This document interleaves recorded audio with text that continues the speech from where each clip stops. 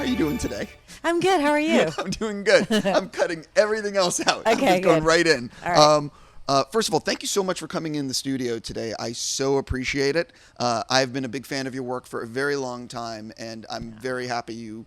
I appreciate you saying that. No, I'm totally serious. I'm just going to go backwards and start with. I know you're here for Highwaymen, but I was a huge fan of Treme, and Thank you. It changed my perception of New Orleans. That show. Did it? Yeah, and I don't want to put myself in this, but I used to go to New Orleans, and I'd go to the city for work, and it'd be like, okay, blah, blah, blah. And then I saw Treme, and I'm like, oh, I have a completely different look at this city now. Yeah. Like, it completely shifted things. Did that happen with you from the show? It's funny you say New Orleans. Where are you from? Well, I'm from all over, but right now Los Angeles. Well, New I Orleans. say New Orleans, yeah. I say Thanos no, it's or not Thanos. wrong. I just Right. couldn't. I was like, wow, that was a unique take on the. Oh, I say things wrong all the time. city. English is my second language. Did it change New Orleans for me? Well, I got to know it more and more. I mean, I'm from the South, so I was familiar with New Orleans and had been there a lot. But my mother is from Mobile, Alabama, which is a Gulf Coast town as well, and it's actually where the first Mardi Gras was. So was very familiar with it. But going there with this story of Treme and post Katrina, the first few months after Katrina, I just got to know the people, and I got to know the experience they went through, and I fell in love with New Orleans so hard. And in a moment's notice, you can round a corner, and it will be the most beautiful thing you've ever seen. Just magic happens in that city. You round another corner, it'll break your heart. I mean, it's so full there. It's such an incredible town. 100%, and that I learned that also from the show. I'm also just a huge fan of David Simon, and he's what we call talented. He is, isn't he? Yeah, he's quite an auteur. Yeah, he's amazing. One of the things that I really also appreciated about what HBO did with the show is that the show never really broke out in terms of ratings, like with some huge hit, but they really showed it love by letting it breathe and tell the story. Yeah, I mean that's the thing with David Simon and especially in Treme. I mean, he doesn't hold anybody's hand and walk them through the story. It's like you just have to patiently sort of go on the ride, and then you start to experience it as a viewer. So that's the beauty of it, I think. Completely.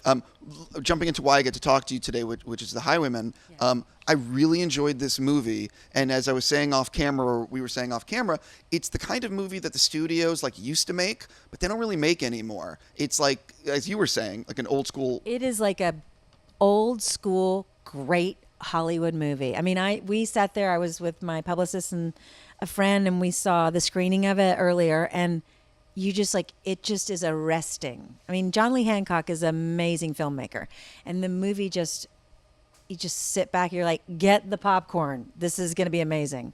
For people that have not seen the trailer, it's going to be on Netflix soon, but I hate asking the generic thing, but talk a little bit about how you've been saying it to your friends, like what it's about. The Highwaymen is about the two detectives that were brought out of retirement, the two ex-Texas Rangers, Highwaymen, that were brought out of retirement to track and capture and kill Bonnie and Clyde. And, usually we see this romanticized story of Bonnie and Clyde and the glamour and the brutality of all of that. But now we have it from the perspective of the actual detective who was able to catch them, because they were uncatchable by the FBI, by local state police, everything. It was 2 years, I believe, they were on this murder spree, killed 13 people, something like that, but they just were uncatchable.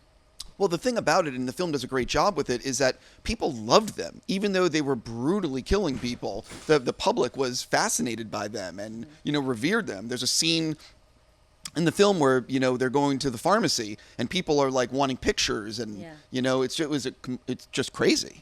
Yeah, they had the early form of celebrity, I think. And I don't know why. I think, they took pictures of themselves when they found a camera at one of the locations they were in, and they left the camera there. And I think when the police got to that location, they then took that film and processed it. So that's what made it into the papers. These sort of bragging photos of them in very stylish clothes, and Bonnie with a cigar and a machine gun, and so it sort of gave them this weird celebrity allure, and supposedly they were helping those that were being hurt by the system or what have you, but that wasn't really the case. And they just sort of became glamorized a little bit, and they were young and attractive, but yeah, it's interesting.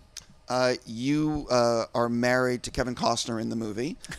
And I'm just curious. I'm a huge Kevin Costner fan. That was a tough day at work. I was going to say, now, how much, and I'm sorry for asking this, but how much did you pay to be in the movie?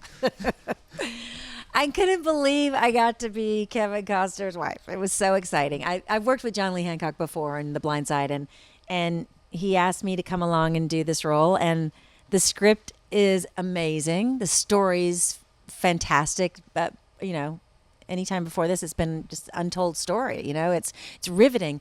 But then, you know, Kevin Costner, I mean, he's an amazing actor, and he's an iconic movie star. As soon as he shows up on the screen, you're like, oh, I'm in. You know, to get to play his wife and to work with him, it's like no better dance partner. Now, did you find, you've been in some cool stuff, but did you find on this film that more people wanted to visit you when you were filming? No, because I was in Shreveport, Louisiana. It's hard to get to, and I shot it for like a week. Okay. Yeah. I was going to No, people were like, call me when you get back. Right, I understand. No, had it been a longer shoot, I definitely would have had some people interested in visiting the set. I was going to say, I've been to Shreveport. My mom, for one. I was going to say Shreveport, I've been there, and it is definitely out of the way in terms of It is. It takes a bit to get there. Yeah. It's a sweet, sweet town. I love Louisiana, so we know that. But it's a sweet town, but it's a couple of planes to get you there.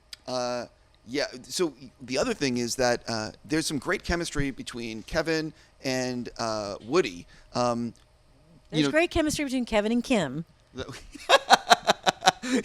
That's also true, 100%. But I was gonna say that I'm a big fan of the two of them. Yeah, obviously, they're great together. Right. And I was just gonna say that when you find out how early on were you, so did you find out Kevin was in it, and then like I'm just curious the order of the casting, and were you sort of like, oh yes, I'm in this?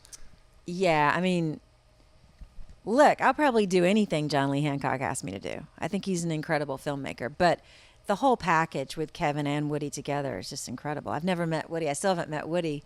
I'll meet him tonight, I hope. Oh, so tonight's the premiere. Yeah. Yeah, I never. I was going to make a thing that I never know what night the premieres are here for the festival. But your head's probably spinning. A little bit. I want to definitely touch on something else. I was also a huge fan of Deadwood, and it was one they made the movie, and it was one of those things where I just never thought it was going to happen.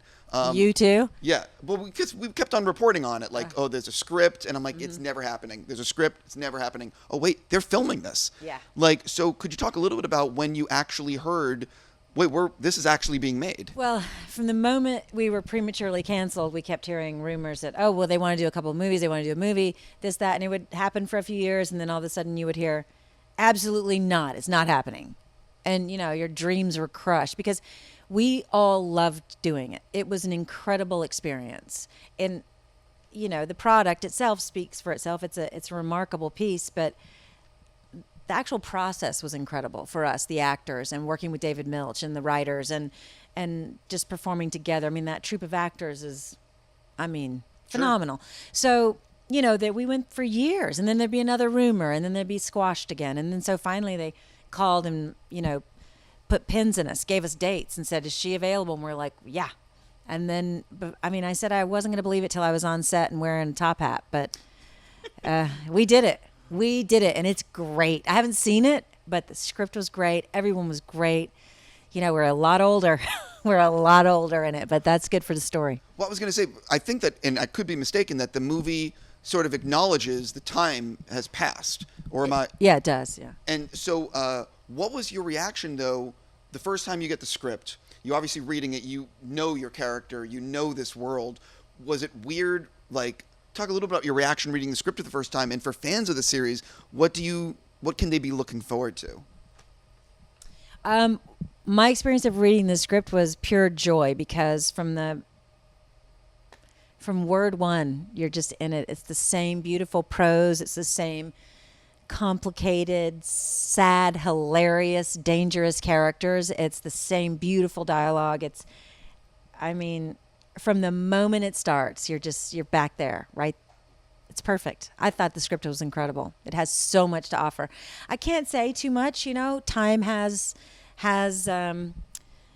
passed, and there's a lot of growth in Deadwood. The buildings are made out of stone. Some of the buildings, the town had suffered a fire, which really burned the town down from one end to the next. That really happened.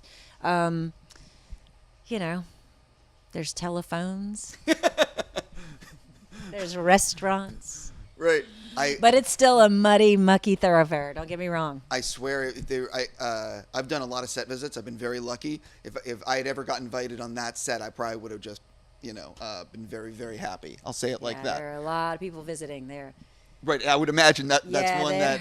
that. Do you, without going in any further into, because I don't want anything obviously spoiled or you to say anything, but do you think it's the kind of thing where, it could continue, or do you think, like, if the movie was, well received, like, you could do more of it, or do you think that this is a wrap up, if you will? I don't know. I mean, I don't know. I think anything is we're seeing everything, able to be rebooted and continued and stuff. I think there's so much story we could tell. I think it would be about the success of this, and I think it would be about getting everyone together again, and David feeling like he's got the story he wants to write, But I think there's so much to tell. I think we all felt so blessed to be back together that I think we'd all love to do it. I'm basically out of time, but I just want to touch on one other thing real quick. I'm a huge David Fincher fan. Huge. Me too. Why wouldn't you be? I'm very curious if you could just talk a little bit about getting to work with him and what you took away from that process, because he's such an interesting filmmaker and, I mean, in my opinion, one of the most brilliant minds working behind the camera. He really is. David Fincher is one of the most brilliant minds working behind the camera. I adore him. I adored the experience of Gone Girl. It was challenging for all of us. I mean, Ben included. Like, we all were, like, at the end of the day, like, oh my God, it's so hard because he's so specific and he does so many takes and he nuances everything. But he pushes you and he pushes himself on a daily basis to be better. And it's so fun. He loves actors. Fincher loves actors. And he feels like, hey, we've spent all this money writing this script, building these sets, getting our locations, building the costumes, all this stuff, casting it. So I'm going to do 2 takes when I get the actors here? No way. We're going to spend as much time. We're going to make it right and make it great. And so he really does push you in ways that you don't really get pushed like since you were maybe in acting school. So for me, I take some of his things he sort of re-taught me and taught me in that filming. I take it with me. I keep it in mind when I'm working now. It's so interesting. I've spoken to other actors. Makes you better. He makes you better. I've spoken to other actors that have worked with him, and they've all said something similar to what you said. There must be something he tells you, because I've heard so many people say it's all about having more time on set. And I've heard him say to me, I'd rather have less crane shots and more time on set, because a crane costs $5,000 or $10,000, and I'd rather have a meal penalty when we're going right. Yeah. But the thing that I've heard also is he has a very long schedule to allow for the ability to do 30 or 40 takes or whatever he wants to do. So talk a little about that aspect of the filming process, that it's a little bit more of a marathon than maybe you normally do. Yeah, no, I mean, you shoot a very small amount of pages in a day. Like I said, we will go long takes, like 50 takes on a master. As you start getting in closer, you do less takes. And, we'd start to wager, like with Ben and Patrick Fugit, we'd say, okay, well, how many takes do you think is going to take you for your close-up? And, Ben would say, oh, I don't know. You're kind of in the zone. It's probably going to take 9. Or, we'd start to gamble and see who could pick out how long it was going to take to get our close-ups, But for me, it's also wasn't like, it's not like he does take after take just to throw things out there. He's nuancing it. He's making it more and more specific. He's seeing things and trying different things. So you're challenged with each take. We're actors. We like to act. So for me, I didn't have a problem with it. And no one that I was working with did, but I think he's already got the person he wants for the role. You're kind of already throwing down the middle, but it is about just discovering new things and honing it in. Yeah, you did great work in that film. Thank you. Like I said before, I'm a big fan of your work. I'm so happy you got to come appreciate in it. today. And for everyone who's watching right now, I really recommend Highwaymen. When it's on Netflix, is it the 29th? What? It airs on Netflix March 29th, and before that, it'll be in a few select theaters here and there across the states. Thank you so much for coming in. Yeah, and thank you. Pleasure to meet. Likewise.